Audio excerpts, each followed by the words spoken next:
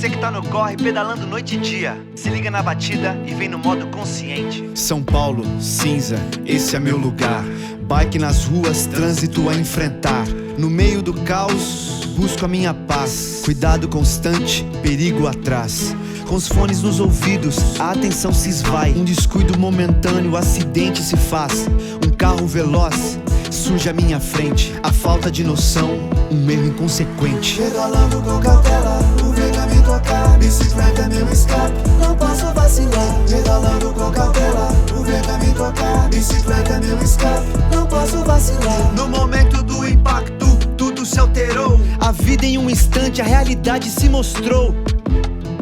Um alerta verdadeiro, Consciência clara, caminho mais inteiro. Pedalando com cautela, o vento a me tocar. Bicicleta é meu escape, não posso vacilar. Pedalando com cautela, o vento a me tocar. Bicicleta é meu escape, não posso vacilar. a importância da atenção. Conectando com a vida, pedalando com a razão.